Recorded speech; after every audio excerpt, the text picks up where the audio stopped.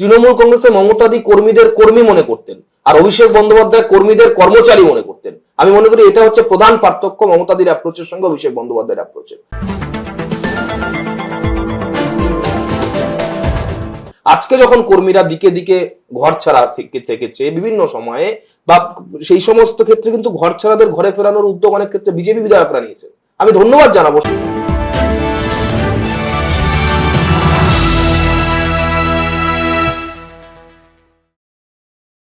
রাজনীতিক অভিষেক বন্দ্যোপাধ্যায় এই মুহূর্তে অপ্রিয় পাত্র হয়ে উঠেছেন বাংলার অনেকের কাছেই। খবর বলছে তার ঔদ্ধত্য, অহংকার, কুরুচিকর ও আক্রমণাত্মক কথার কারণেই এই বেহাল দশা হয়েছে তার। ট্রু নিউজ বাংলা তাই কথা বলে নিল এমন একজন ব্যক্তিত্বের সাথে যে অভিষেক বন্দ্যোপাধ্যায়কে কাছ থেকে রেখেছেন। প্রাক্তন তৃণমূল সদস্য সুপ্রিয় চন্দর দিয়ে জানা হলো অভিষেক মানুষ হিসেবে কেমন, আসলেই কি তার জন্য ডুবলো দল? এক মাসও হয়নি, ভোটের কালির দাগও হাত থেকে যায়নি। নতুন সরকার আসতে আসতেই টিএমসি ভেঙে খান খান চুরমার, তার পিসেসও খুঁজে পাওয়া যাচ্ছে না। যে বলেছিল ডিজে বাজাবো, অমিত শাহকে উল্টে দেব, সে বিমানবন্দর থেকে গতকাল ফেরত চলে গেল নিউ দিল্লি।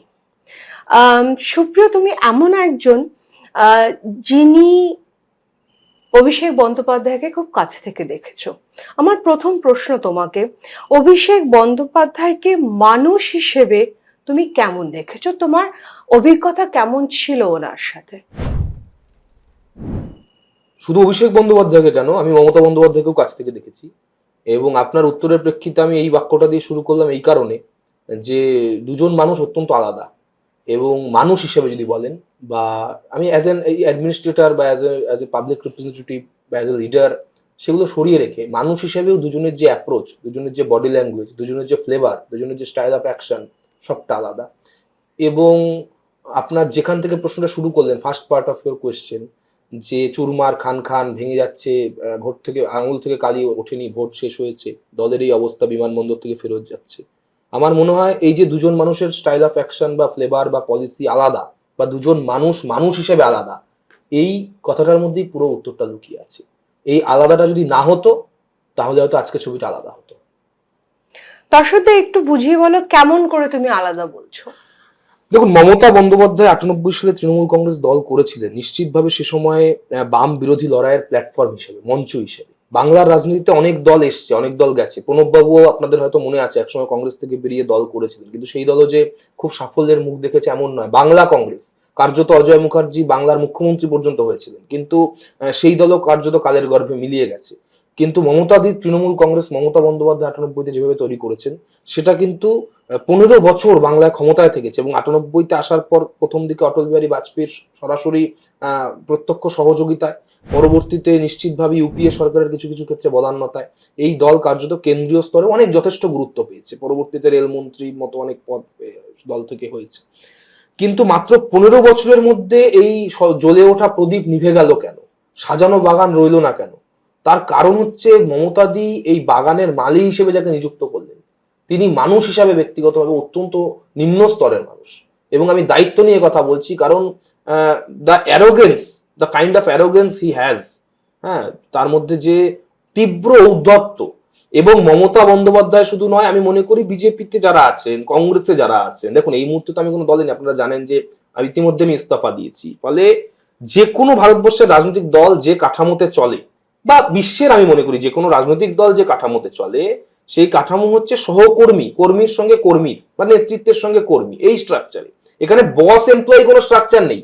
তৃণমূল কংগ্রেসে মমতাদি কর্মীদের কর্মী মনে করতেন, আর অভিষেক বন্দ্যোপাধ্যায় কর্মীদের কর্মচারী মনে করতেন। আমি মনে করি এটা হচ্ছে প্রধান পার্থক্য মমতাদির অ্যাপ্রোচের সঙ্গে অভিষেক বন্দ্যোপাধ্যায়ের অ্যাপ্রোচের। এই যে অভিষেকের সাথে কখনো দেখা যেত না বা কথা বলা যেত না, বা কাজের ব্যাপারে কাজের কথা বলা যেত না, মানে রাজনৈতিক কথা বলা যেত না, রাজনৈতিক কথা, রাইট, রাজনৈতিক কথা বলা যেত না। তোমরা যখন চেষ্টা করতো তখন তোমাদের কি বলা হতো? অপেক্ষা করানো হতো, না বলা হতো যে না, আমরা এই ব্যাপারে অভিষেক ব্যানার্জি কথা বলবেন না, অন্য কেউ কথা বলবেন? তোমাদের কি বলা হতো যখন তোমরা কাজ নিয়ে যেতে? আমি তোমাকে পার্সোনাল এক্সাম্পল বলি। আজকে তো ফ্র্যাঙ্ক, আজকে তো মানে যেটা বলছে যে ভরসা ইন, ভয় আউট, একদম। তো সেই জায়গা থেকে আদরণীয় প্রধানমন্ত্রী যখন এই কথা বলছেন দেশের, আর স্বরাষ্ট্রমন্ত্রী যখন উত্তর দিয়েছে, স্বরাষ্ট্রমন্ত্রীকে বেলা 12টার পর বলেছিল যে আসতে, তো স্বরাষ্ট্রমন্ত্রী এখন ডাকছেন, উনি যাচ্ছেন না।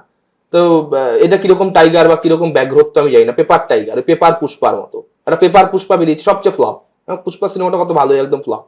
তো যাই হোক, আমি আপনাকে তোমাকে একটা পার্সোনাল এক্সাম্পল বলি। সেটা হচ্ছে 2021-এর পর থেকে 19-20টা একরকম, 21-এর পর থেকে আমি যেহেতু ছাত্র, আমি বেশিরভাগটা সময় মানে আমি ছাত্র সংগঠনে কাজ করেছি, তারপরে আমি হয়তো লাস্ট 1-1.5 বছর আমি যুব সংগঠনে আছি, ছিলাম দাদার। তো ছাত্র রাজনীতি থেকেই আমি মূলত উঠেছি। আমি বিশ্বাস করি ছাত্র রাজনীতি না থাকলে সুপ্রিয় চন্দ্রের ইন্টারভিউ আজকে আপনারা নিতেন না, বা অনেকের, আমাদের মতো অনেকের। এটা মমতা আজকের যিনি মুখ্যমন্ত্রী, সবাই অল স্টুডেন্ট, মানে প্রোডাক্ট অফ স্টুডেন্ট পলিটিক্স। আজকের যিনি মুখ্যমন্ত্রী, আমাদের আগের মুখ্যমন্ত্রী মমতা দি, সবাই ছাত্র রাজনীতি থেকে উঠেছেন। 2021 থেকে আমি পার্টির কাছে বারবার করে, সেই সময় শিক্ষামন্ত্রী পার্থ চট্টোপাধ্যায়, পরবর্তীতে ব্রাত্য বসু, আমি বারবার করে ছাত্র সংগঠনে, আমি সেই সময় রাজ্য সম্পাদক, স্টেট সেক্রেটারি, আমি বারবার করে এই অ্যাপিল করেছি যে বাংলায় ছাত্র ভোট অবিলম্বে হওয়া উচিত। কারণ কি? কারণ দুটো। এক হচ্ছে এই ছাত্র ভোটটা হলে বেশিরভাগ কলেজে আমরাই জিতবো, যা সুযোগ, মানে কারণ 21-এর ভোটে ব্যাপক ম্যান্ডেট মানুষের, 19-এ আমরা ভালো ফলাফল করেছি, 19-20-তে কোভিডে কার্যত অন্য সংগঠনগুলো কলেজ বন্ধ থাকার কারণে সংগঠন করতে পারে না, অর্থাৎ পলিটিক্যাল অ্যাসপেক্টে, অ্যাডমিনিস্ট্রেটিভ অ্যাসপেক্টে সব দিকে আমরা এগিয়ে। তার সঙ্গে সঙ্গে আরেকটা হচ্ছে, আমি যেটা যে কথা বারবার লিখিত চিঠিতে আছে, আমার কাছে চিঠি রিসিভ কপি আছে, আমি জানিয়েছিলাম পার্টিকে এবং তৎকালীন দুজন শিক্ষামন্ত্রীকে, মানে কনজিকিউটিভলি দুটো আলাদা চিঠিতে, যে ছাত্র ভোট অবিলম্বে হওয়া উচিত এই কারণেও, কারণ পার্টির মধ্যে ফ্রেশ লিডারশিপ, যারা কিনা আমি বলছি টেস্টেড লিডারশিপ, শোপিস লিডারশিপ নয়, টেস্টেড লিডারশিপ, যারা কলেজ গেটে বা ভোট করে বা ছাত্র সংগঠন নির্বাচন করে তারা উঠে এসছে, সেই লিডারশিপদের আমরা পাচ্ছি না। ফলে এই যে ভ্যাকুয়াম, সেটা পার্টির কাছে আগামী দিনে চ্যালেঞ্জ হতে পারে। এর উত্তর কি এলো আমার কাছে, আপনি যার কথা বলছেন বা যার অফিসের কাছ থেকে, বলা হলো বেশি বাড়াবাড়ি করলে পথ চলে যাবে। আর বলা হলো এইসব কথা ভাবার জন্য তোমাকে যা দায়িত্ব দেওয়া হচ্ছে তাই করা হয়, তুমি এখানে তোমাকে পলিসি নিয়ে সিদ্ধান্ত। আরে বাবা, আমি একটা সংগঠনে যদি রাজ্য সম্পাদক হই, তাহলে আমার উপরে থাকছে কার্যত রাজ্য সভাপতি, এর বাইরে তো এই সংগঠনের স্ট্রাকচার নেই। তাহলে আমি যদি পলিসি নিয়ে ভাববো, তাহলে ওই সংগঠনটার পলিসি নিয়ে কে ভাববে? লুধিয়ানা থেকে এসে আইপ্যাকের কোনো ছেলে, না চেন্নাই থেকে 4,000 টাকা 8,000 টাকার বেতনের কোন আইপ্যাকের কোনো ছেলে? আমি কাউকে ছোট করছি না, কিন্তু আমি পলিটিক্যাল কথাটা বলছি। আজকে আপনি হাউসের আপনি এডিটর বা আপনি এডিটোরিয়াল বোর্ড মেম্বার, তাহলে আপনার হাউসে তো আপনি কাজটা করবেন, আপনি যে সিকিউরিটি বা আপনি যাকে সিকিউরিটি এজেন্সি যাকে দিয়েছেন হাউসটাকে দেখে রাখতে, হ্যাঁ, বা ক্লিনিং এজেন্সি যাকে দিয়েছে, সে তো আপনার হাউস পলিসি ঠিক করতে পারে না। কিন্তু সেই পলিসিটা ঠিক করলেও 2019 থেকে আইপ্যাক, এবং করালেন যিনি, তার নাম আপনি বারবার করে বলছেন, পেপার টাইগার, ক্রাউন প্রিন্স তিনি করালেন, যে সিনিয়র নেতৃত্বদের জায়গা দেওয়া যাবে না। ববি হাকিমকে পার্কিং ফ্রি বৃদ্ধি করার নামে কলকাতা কর্পোরেশনের রেভিনিউ যে জেনারেশন পদ্ধতি, সেটা করতে দেওয়া যাবে না। আপনার মনে আছে? ববি হাকিম প্রেস আমাদের কলকাতা কর্পোরেশনে বললেন যে পার্কিং ফ্রি বাড়াবো, নাহলে আমার পৌরসভাতে টাকা আসছে না, নতুন রেভিনিউ জেনারেট না হলে আমি মাইনা দিতে পারবো না, বিভিন্ন ইনফ্রাস্ট্রাকচার ডেভেলপমেন্টের কাজ করতে পারবো না। ফিরহাদ হাকিম তো বিজেপি নয়, ফিরহাদ হাকিম তো সিপিএম নয়, রাজ্যের মন্ত্রী পুর নগর উন্নয়ন দপ্তরের। ক্রাউন প্রিন্সের থেকে অন্তত 4 গুণ বেশি দিন ধরে পলিটিক্স করেছেন। ডক এরিয়ার মতো বাংলা সংখ্যালঘু সমাজ থেকে উঠে আসা সাত্তার খান বা গনি খান চৌধুরী, বরকত সাহেব ছাড়া যারা উঠে এসছেন, নিশ্চিতভাবে ফিরহাদ হাকিম একটা নাম ইতিহাসের ক্ষেত্রে। সংখ্যালঘু মুখ থেকে উঠে এসে বাংলা মেইন স্ট্রিম পলিটিক্স করেছেন, তাকে কার্যত পাবলিকের সামনে বেইজ্জত করা হলো কোন অফিসের নির্দেশনায়? কে প্রথম সেই দিক থেকে বললেন? এই প্রশ্নগুলো মানুষকে করতে হবে। Number two, Falta. এই যে ফলতা নিয়ে আমরা এত আলোচনা করেছি, ফলতা তৃণমূল কংগ্রেসের ফার্স্ট ডে সোলজার এবং অর্গানাইজেশনাল ভাবে সবচেয়ে টেস্টেড যিনি সোলজার, টেস্টেড কমান্ডার, লেফটেন্যান্ট আমাদের, তিনি হচ্ছেন তমোনাশ ঘোষ। আপনারা চেনেন। সেই তমোনাশ ঘোষকে ফিজিক্যালি অ্যাসল্ট করে ফলতার কর্মী সভায় অপমান করেছিলেন এই যে স্বঘোষিত পুষ্পা, পেপার পুষ্পা। কার নির্দেশে করেছিলেন? ক্রাউন প্রিন্সের সাথে এই ফলতার পুষ্পার কি যোগাযোগ, কারা করিয়েছিল? আমি তোমার থেকে জানতে চাই, কি যোগাযোগ? গভীর যোগাযোগ। কতটা কিরকম গভীর যোগাযোগ জাহাঙ্গীর আর অভিষেক বন্দ্যোপাধ্যায়ের মধ্যে? তোমরা সবচেয়ে ভালো করে জানো। আমার মনে হয় সেটা নূরজাহানের চেয়ে কোনো অংশ কম নয়। জাহাঙ্গীরের সঙ্গে নূরজাহানের যে সম্পর্ক, সেই থেকে এই সম্পর্ক কোনো অংশে কম গভীর এমনটা আমি বলবো না।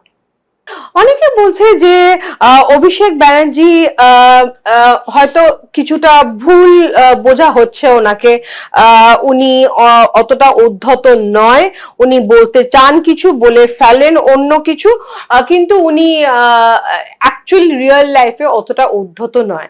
তোমার থেকে জানতে চাইবো, তুমি কি কখনো ওনার ক্যামাক স্ট্রিট অফিসে গেছো, বা ওনার বাড়ির ভেতরে গেছো, বা হরিশ চ্যাটার্জি রোডে ভেতরে গেছো, বা কোনো কাজে, কোনো মিটিং এ?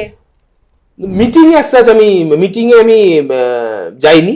আমি মানে ক্যামাক স্ট্রিটের যদি অফিসের কথা বলেন, মিটিং এ কখনো যাইনি। আমি 2-4 বার দেখা করতে গেছি, যেরকম সেগুলো সৌজন্য, ধরুন বিজয়ার ইত্যাদি, পুজোর আগে ধরুন একটা বডি ল্যাঙ্গুয়েজ কেমন থাকতো তখন, এটা আমি তোমার থেকে জানতে চাই। এই যে বিজয় তুমি দেখা করতে গেছো, তোমাদের সাথে ওনার বডি ল্যাঙ্গুয়েজ কিরকম?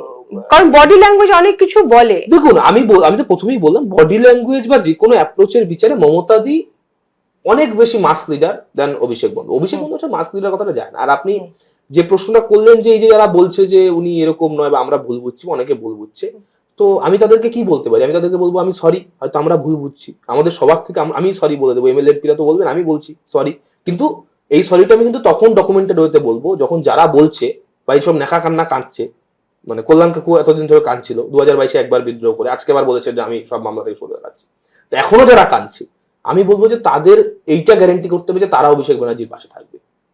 তারা অভিষেক ব্যানার্জির পাশে থাকুন, আমি বলে দেবো যে আমরা হয়তো ভুল বুঝেছি, তা আপনারা ঠিক বুঝছেন, আমরা সরি। তারা থাকবেন না, আমি জলেও নামবো না, চুলও ভেজাবো না, কিন্তু আমি স্নান করে উঠে যাবো, এ কিরকম কথা? পুষ্পাকে নিয়ে যেহেতু তুমি কথা বলছো, না, আমি সাউথ ইন্ডিয়ান ফিল্ম বেশি দেখি, পুষ্পাকে নিয়ে আমি ইন্টারেস্টেড। ফালতু পুষ্পা। আচ্ছা, আমি তাহলে এই পুষ্পাকে নিয়ে একটুখানি ইন্টারেস্টেড। এই জাহাঙ্গীর খান, সব্যসাচী দত্ত, জয় কামদার, এদের সাথে অভিষেক বন্দ্যোপাধ্যায়ের কি ধরনের সম্পর্ক ছিল? এদের সাথে এরা তো ওতপ্রোতভাবে জড়িয়ে রয়েছিল অভিষেকের সাথে। এরা অত্যন্ত প্রভাবশালী এবং শক্তিশালী ছিল, এ নিয়ে তো কোনো সন্দেহ নেই। এখন মানুষের সঙ্গে মানুষের কিরকম পার্সোনাল সম্পর্ক, সেটা তো আমার ব্যক্তিগতভাবে বাইরে থেকে বলা সম্ভব নয়। তবে আমি মনে করি যে সুজয় কৃষ্ণ ভদ্র বা বিনয় মিশ্রের সাথে যে সম্পর্ক ছিল, এদের সঙ্গে নিশ্চিতভাবে সেই সম্পর্কই ছিল। একটা নৈকট্য এবং অপরাধের যে যোগাযোগ আছে, সেটা তো সিবিআই ইডির যে তদন্ত চলছে, সেখান থেকে আমরা সাধারণ মানুষ হিসেবেও দেখতে পাচ্ছি। ফলে এতটা আমরা দলে থাকতে কিন্তু জানতাম না। তবে আমরা দলে থাকতে যেটা জানতাম যে দে আর ভেরি পাওয়ারফুল, এবং এদের বিরুদ্ধে মুখ খুললে শুধু দল থেকে মানে দলত্যাগ নয়, প্রাণত্যাগও হতে পারে, এইটু আমরা জানতাম। সেই কারণে হয়তো যে সাহসটা একটা নির্দিষ্ট সময় শুভেন্দু অধিকারীরা দেখিয়েছেন, যে সাহসটা একটা সময় অর্জুন সিং, সজল ঘোষ, তাপসরারা দেখিয়েছেন, সেই সাহসটা আমাদের বয়সী বা আমাদের যেহেতু অনেক নিচু কাজ, আমরা হয়তো অনেকে দেখাতে পারিনি, এবং এই সমালোচনার সামনে তো আমাদের ইতিহাস দাঁড় করাবেই, এবং সেই দাঁড়াতে আমরা রাজিও আছি, উই আর প্রিপেয়ার্ড এনাফ। হ্যাঁ, কিন্তু তার মানে তুমি আগে সত্যি বলনি মানে এখন সত্যি বলবে না, এটা হতে পারে না। সুপ্রিয়, সব এমএলএ কাউন্সিলররা যারা চুরি করছে, সব কিছুর সাথে অভিষেক ব্যানার্জিকে কেন দায়ী করা হচ্ছে? টিএমসি সব চুরির টাকা কি অভিষেকের কাছে এসেছে? যারা করেছে চুরি বলতে পারবে, আমি তো করিনি বলতে পারবো না। তবে যারা চুরি করছে তারা কেন ভাবে তাদের সঙ্গে কিভাবে অভিষেক বন্দ্যোপাধ্যায়ের নাম জড়িয়ে যাচ্ছে, সেটা অভিষেক বন্দ্যোপাধ্যায়ের ভেবে প্রয়োজন। আর যদি সত্যি কোনো যোগাযোগ না থাকে, যারা এসব জড়িয়ে দিচ্ছে তাদের বিরুদ্ধে মানহানির মামলা করলেই হয়। ভারতের তো এখন বিএনএস সেই প্রহিবিশনও আছে, যে কেউ যদি অনর্থক তার নাম জড়িয়ে দেয় বা তার নাম জড়িয়ে যদি অনর্থক কোনো তদন্তকারী সংস্থা থেকে ডেকে পাঠায়, তো তার মানে যোগ্যতা আছে বা সম্পূর্ণভাবে প্রহিবিশন আছে যে পাল্টা মামলা করার। কিন্তু মুশকিল হচ্ছে তার মামলা লড়তে কেউ রাজি হচ্ছে না। হ্যাঁ, তার সবচেয়ে যিনি সমর্থক ছিলেন লাস্টে ভোটে হারার পরও, কল্যাণ বন্দ্যোপাধ্যায়, তার ছেলে শীর্ষণ্য বন্দ্যোপাধ্যায়, নাম করেই বলছি, আমার সাথে ভালো সম্পর্ক শীর্ষণ্যদার, ভালো উকিল, প্রমিসিং অ্যাডভোকেট, এবং কল্যাণ বাবু তো অত্যন্ত সিনিয়র অ্যাডভোকেট আমাদের আইন জগতে। ফলে তারা দুজনে কিন্তু আজকে বলছেন সমস্ত মামলা থেকে আমরা সরে দাঁড়াবো, ক্রাউন প্রিন্সের অধ্যত্ব মানছি না। ফলে এটা যদি একটা বাংলার ভয়েস হয়ে ওঠে, ভয়েস অফ বেঙ্গল হয়ে যায়, তাহলে তিনি কিভাবে প্রিন্স অফ বেঙ্গল হবেন, এটা আমি ভাবছি। Access was a big problem Abhishek ব্যানার্জির সাথে। Attitude, I would differ. Attitude was the first big problem about Abhishek Banerjee. Attitude, second major issue will be যে approach. Attitude, approach এর পরে আপনি access। দেখুন, access টা তো পরের বিষয়, approach হ্যাঁ, আপনার কাছে মানুষ ওই যে মানে একটা আরো না তো আমি ধরে নিলাম অ্যাপ্রোচ এন্ড অ্যাটিটিউড তো বাজে, সে তো চলো প্রমাণিত হয়ে গেল। অ্যাক্সেসের ব্যাপারে সবাই তো বাইরের বিজেপি লিডাররা বলতে পারবে না অ্যাক্সেস, উনি নাকি অ্যাক্সেস দিতেন না ওনার বাড়িতে ঢুকতে গেলে বা অফিসে ঢুকতে গেলে সব রকম ইলেকট্রনিক গ্যাজেটস বাইরে জমা রেখে ঢুকতে হতো, এটা কি সত্যি? না হতো, আমি এক দুবার আমাকে এরকম করেছে ক্যামাক্সিটা, আমি তারপরে খুব একটা ইন্টারেস্টেড হইনি, আমি গেলেও ওদিকে হলদিরাম থেকে খেয়ে চলে আসতাম, আমার কোনো দরকার নেই। হ্যাঁ, কারণ আমার দলে বলা যায়, আমার যে তৃণমূল কংগ্রেস আমি যতদিন করেছি, এখন না হয় চলে এসেছি, কিন্তু সব বিষয়ে তো গালাগাল করবো না। আমার যে দারুণ অ্যাক্সেসের প্রবলেম ছিল এটা আমি বলবো না, আমার সাথে I have good rapport with everyone. হ্যাঁ, সেটা আমি, এবং অভিষেক বন্দ্যোপাধ্যায় সিস্টেমটা আমি জানতাম যে অভিষেক বন্দ্যোপাধ্যায় নিজে দেখা করেন না, ওনার অত্যন্ত আমি জানি না সেটা কোনো ডিসঅর্ডার কিনা, কিন্তু উনি হয়তো খুব মানে মানসিকভাবে মনে হয় উনি খুব ইনসিকিউর, ইনসিকিউরিটি কিন্তু ব্যক্তি জীবনেও কাটানো প্রয়োজন আমার মনে হয়। মানে আমি শুভাকাঙ্ক্ষী বা ছোট ভাই হিসেবেই বলবো, যে কারণ এত ইনসিকিউরিটি কিছু নেই, তৃণমূল কর্মীরা বা উনি নিজে দেখা করেন না, right? Supriya, hold you on to that for a while, তারপরে আমরা মুভ করব। যে উনি নিজে দেখা করেন না, এটা কিন্তু বিভিন্ন জায়গা থেকে বিভিন্ন সূত্র থেকে লোকেরা নিজে দেখা করেন না, ফোন করেন না, ফোন করলে ফোন ধরে ওনার নিজস্ব আত্মসহায়ক যিনি তিনি, এবং দেখাও করে বেল্ট টেল্ট খুলে, হ্যাঁ সব জামা প্যান্ট খুলে নেন, এটাই অনেক। এবং ফলে হচ্ছে আমি একদমই বেশি যাই, আমাকে তারপর ওরা ডাক রেখেছে। এত ভয় কিসের? তোমরা তো ইডি, সিবিআই, সিআইডি না, আমার এটা মনে হয় যে দলের কর্মী। সেটা আমারও কোয়েশ্চেন, এটা আমার কোনো সাইকোলজির অনুত্তমাদিরা বলতে পারবে, এটা তো মানে আমি না সরি নাম করলাম, মানে আমি বলছি যে কোনো মনোবিদরা এটা বলতে পারবে, এটা বিষয়ে তো আমার খুব একটা পড়াশোনা নেই। আমার বিদ্যুৎ, আমি প্রেসিডেন্সি কলেজ থেকে স্নাতকোত্তর ইতিহাস নিয়ে পড়েছি, আমি যদি মনোবিজ্ঞান নিয়ে পড়তাম তাহলে হয়তো এই উত্তর আমি দিতে পারতাম। ওনার কি কোনো ভয় থাকতো যে ওনার কথা রেকর্ডিং করে নেবে নিজের দলের নেতারা? উনি কি কাউকে বিশ্বাস করতে পারতেন না? ওয়াজ দেয়ার আ সাইকোলজিক্যাল ফিয়ার ইন হিম? সেটা হতে পারে, ট্রাস্ট ইস্যুস, সেটা হতে পারে, কিন্তু সেটা জেনেটিক কিনা সেটা আমার মনে হয় ইতিহাসের গবেষকদেরও ভেবে দেখা যায়। অভিষেকের যে ইউথ ব্রিগেড ছিল, তৃণাঙ্কুর ছিল, দেবাংশু, কোহিনুর, সায়নী, এদের মধ্যে তুমি কিরকম ধরনের গ্রিভান্স দেখেছো অভিষেক ব্যানার্জির এগেইনস্টে কাজ করার সময়? আপনি প্রথম যে নামটা বললেন, তিনি তো আমার ছাত্র সংগঠনে দীর্ঘদিন কাজ করেছেন, ছাত্র সংগঠনের সভাপতি। আমার মনে হয় না তার বিন্দু মাত্র কোনো গ্রিভেন্স আছে অভিষেক বন্দ্যোপাধ্যায়ের। তিনি অভিষেক বন্দ্যোপাধ্যায় না, আমার একদম মনে হয় না।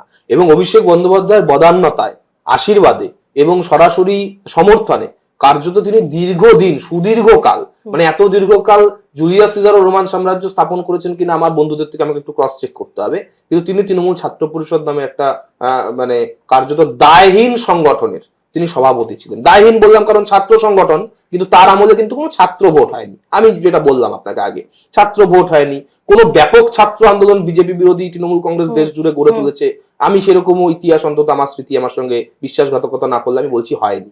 হ্যাঁ, কিন্তু যেটা হয়েছে সেটা হচ্ছে আরজি করে অভিক বিরূপাক্ষদের মতো লোকজন চলে এসছে, কসবা ল কলেজে ম্যাঙ্গো জ্যাকফ্রুটরা বেরিয়ে এসছে, এসব মানে কদর্য নারকীয় ঘটনা ঘটেছে। কিন্তু এত কিছুর পরেও কার্যত যিনি আপনি বললেন যার নাম, সে তার কিন্তু একটা সুদীর্ঘকাল ছাত্র সভাপতি হিসেবে কার্যত এই মানে একটা মহল শাসন করার অভিজ্ঞতা আছে, এবং সেটা অভিষেক বন্দ্যোপাধ্যায়ের সমর্থনই তো। তিনি প্রার্থীও ছিলেন অর্জুন সিং এর মতো দাবাং প্রার্থীর বিরুদ্ধে, হ্যাঁ, বড় প্রার্থীর বিরুদ্ধে, ফলে তিনি বড় নাম।